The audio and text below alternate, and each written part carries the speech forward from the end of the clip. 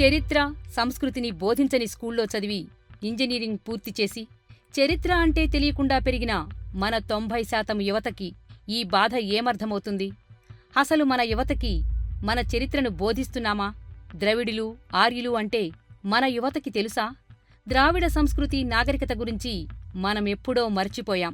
తమిళ ప్రజలకు హిందీ అంటే ఎందుకు ద్వేషం? మనం ద్రవిడులమని ఎందుకు మర్చిపోయాం? ఇంకొంచెం మాట్లాడాల్సి వస్తే మన ముఖ్యమంత్రే చరిత్ర అవసరం లేదు, హెచ్ఈసీ గ్రూపుని తీసేద్దామనేంతగా మారిపోయాం. అసలు మనం ద్రవిడులమని ఎందుకు మర్చిపోయాం?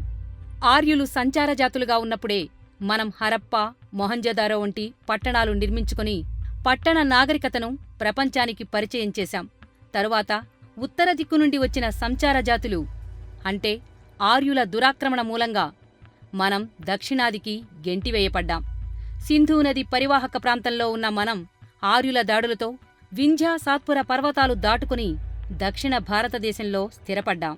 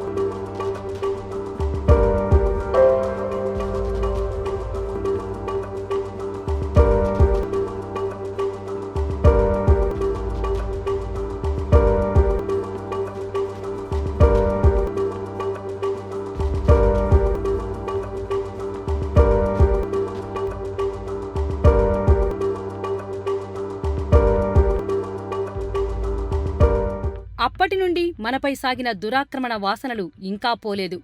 నేటి ఉత్తరాదివారు అంటే ఆర్యులు నేటికీ మన సంస్కృతులపై, వారసత్వంపై, పరిపాలనపై పెత్తనం చలాయిస్తూనే ఉన్నారు.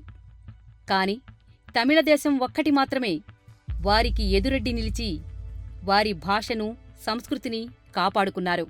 మొన్న జరిగిన జల్లికట్టు ఉద్యమమే దానికి పెద్ద నిదర్శనం.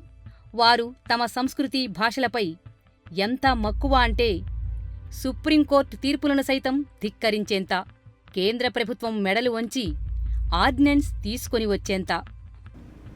మొన్న మధ్యన నేను తమిళనాడు ఒక 4 రోజుల క్రితం షూటింగ్కి వెళ్ళినప్పుడు, ఈరోజు జల్లికట్టు కొత్తగా వచ్చిందేమో కానీ నేను తమిళనాడు కొన్ని సంవత్సరాలు చదువుకున్నాను. అక్కడ నాకు స్నేహితులు ఉన్నారు. వాళ్ళు నాకు చెప్పింది ఏంటంటే జల్లికట్టు అనేది చాలా పెద్ద గొడవ అవుతుందని చెప్పారు. అప్పుడు నాకు అర్థం కాలేదు. ఏంటంటే నాకు వాట్సాప్ గ్రూప్ చూపించారు, ఇవన్నీ సర్క్యులేట్ అవుతున్నాయంటే. నేను వాళ్ళు అడిగాను దేనికని. అడిగితే వాళ్ళు అన్నది ఒకటి, జయలలిత గారు చనిపోయినాక భారతీయ జనతా పార్టీ ప్రభుత్వం అక్కడ తమిళనాడు రాజకీయాలను శాసించటం, అక్కడ రాజకీయ నాయకులకి, పార్టీలకి ఒప్పుకోగలిగారేమో కానీ, తప్పలేదేమో కానీ అక్కడ ఉన్న యువత కానీ ప్రజలకి అసలు ఇష్టం లేదు. ఎందుకంటే మన ద్రావిడ సంస్కృతి మీద దాడిలాగా బీజేపీ చేస్తున్న దాడిగా వివరించారు. అందుకని వాళ్ళ యువత నాకు ఆ సర్క్యులేషన్ నాకు చూపించారు. ఇది చాలా పెద్ద గొడవ అవుద్ది, నువ్వు చూసుకో ఒకసారి, నీకు తెలుస్తున్నా. ఈ రోజున జల్లికట్టు అనేది మీరు దయచేసి ప్రతి ఒక్కరు అర్థం చేసుకోవాలి. జల్లికట్టు అనేది ఒక ఎద్దులని లొంగ తీసుకునే ప్రక్రియ కాదు. అది సంస్కృతిలో భాగం. ఎన్ని పక్కన పెడితే వాటన్నిటికంటే కూడా బీజేపీ మీద అక్కడ తమిళనాడు యువతకున్న కోపం అది.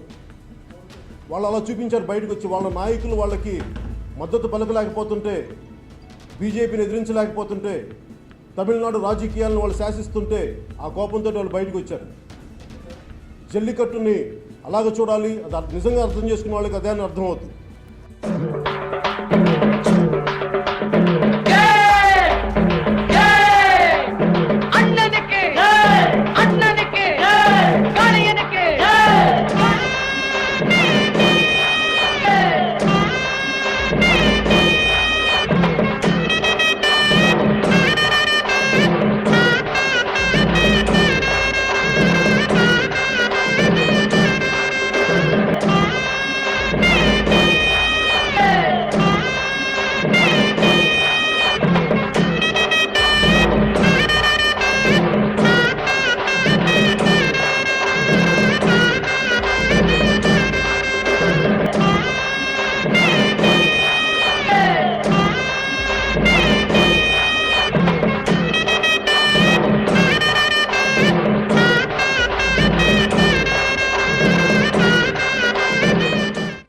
కేంద్రంలో ఏ ప్రభుత్వం ఉన్నా అది ఉత్తరాది వారి ఆధిపత్యంలోనే ఉంటుంది. అది కాంగ్రెస్ అయినా బీజేపీ అయినా. కేంద్రంతో తెలుగువారి లాలూచీ ఏమిటి? కాంగ్రెస్ ప్రభుత్వాలు ఏకధాటిగా పరిపాలించినప్పుడు ఒక సామాజిక వర్గానికి చెందినవారు కేంద్రంలో లాలూచీ పడుతూ తెలుగువారి ఆత్మగౌరవాన్ని ఢిల్లీ వీధుల్లో తాకట్టు పెట్టారు.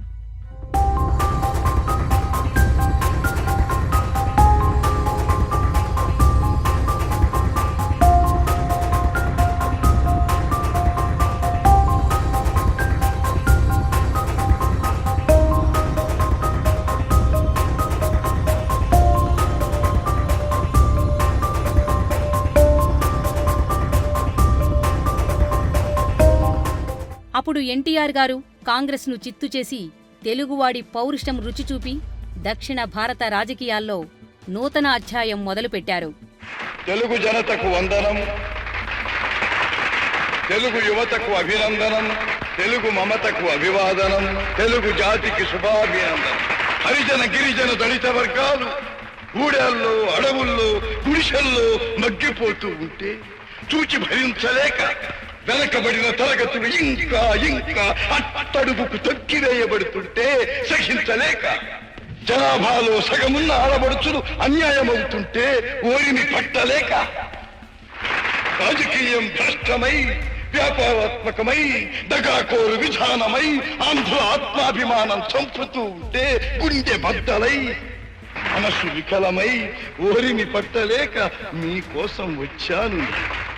అయితే తరువాతి కాలంలో రాజకీయాల్లోకి ఎన్టీఆర్ సామాజిక వర్గం వారు పెద్ద ఎత్తున ప్రవేశించి తమ ప్రభావాన్ని చూపారు.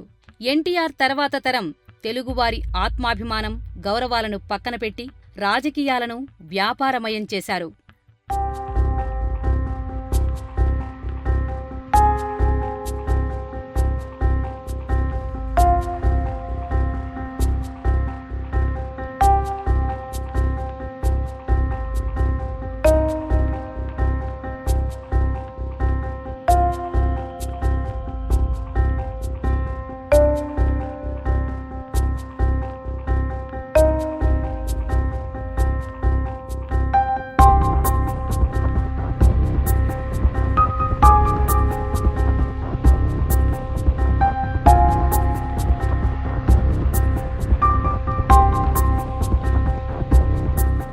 కాంట్రాక్టర్లు, వ్యాపారవేత్తలు, ఆర్థిక నేరగాళ్లు, ఫ్యాక్షనిస్టులు రాజకీయ నాయకుల అవతారమెత్తారు.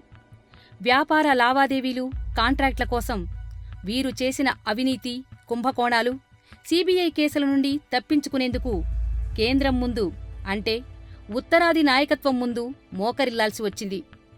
ఇదిలా ఉంటే చాలా రోజుల తర్వాత మళ్లీ ఇప్పుడు తెలుగువారి గౌరవం, ఆత్మాభిమానం ఢిల్లీకి తాకట్టు పెడుతున్నారని పవన్ కళ్యాణ్ ఆరోపణ.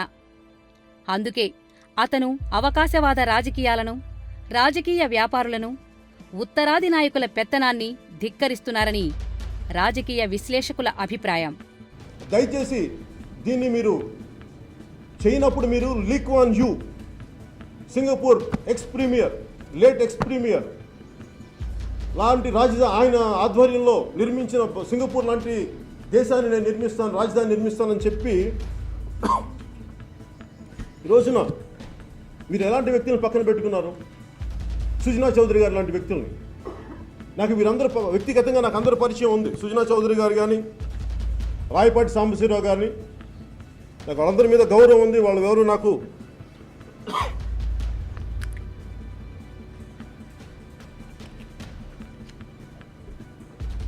వ్యక్తిగతంగా నాకు ఎవరితో శత్రుత్వం కానీ విభేదాలు కానీ లేవు.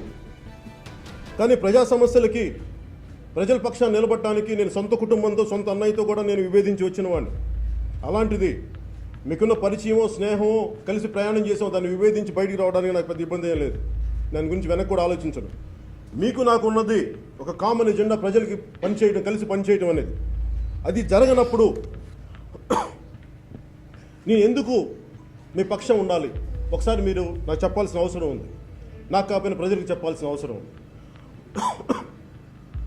సుజనా చౌదరి గారు మాట్లాడతారు, జల్లికట్టు స్ఫూర్తిగా తీసుకొని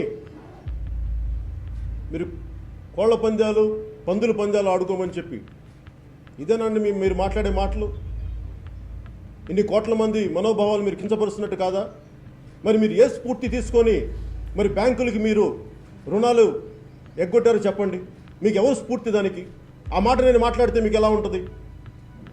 నాకు ఎంతో కాలం సుజనా చౌదరి గారి ఫైల్ ఇచ్చారు మాట్లాడమని, నాకు అర్థం కాలేదు. దాంట్లో నిజాలు నాకేంటో తెలియదు. నేను చెప్పాను వారికి, నాకు ఇచ్చిన వాళ్ళకి, నాకు ఆయన తెలుసు, కానీ నేను మాట్లాడక నాకు ఇబ్బంది ఏం లేదు. కానీ దీంట్లో నిజాలు ఎంత ఉన్నాయో, మీరు నన్ను ఎవరైనా వాడుకుంటున్నారా నాకు ఇవన్నీ తెలియదు. మీరు కన్సర్న్, నేనేమైనా జ్యుడిషియల్, నేనేమైనా వేరే కూర్చోబెట్టి నేను ఎక్స్ట్రా కాన్స్టిట్యూషనల్ అథారిటీ కాదు మాట్లాడటానికి. నిజాలు తెలుసుకునేంత యంత్రాంగం కానీ శక్తి కానీ నాకు లేదు.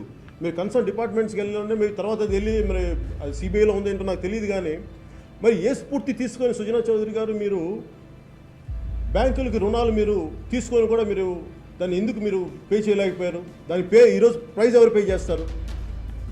మీ వెనకాల మీరు ఇన్ని లోపాలు, ఇన్ని సమస్యలు పెట్టుకొని మీరు ప్రజలు అనే హక్కు మీకు ఎక్కడుంది?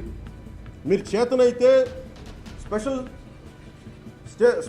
స్టేటస్ కోసం మీరు పోరాటం చేయండి, అంతేగాని చేసేవారిని దయచేసి కించపరచకండి, వెనక్కి లాక్కండి. అయినా కమ్మ, కాపు, రెడ్డి అంటూ కులాల గజ్జితో గోక్కుంటున్న కొంతమందికి ఉత్తరాది ఆధిపత్యం, ద్రవిడ సంస్కృతి, తెలుగువారి ఆత్మగౌరవం, అవకాశవాద రాజకీయం వంటి పదాలు రుచిస్తాయా? వేచి చూద్దాం.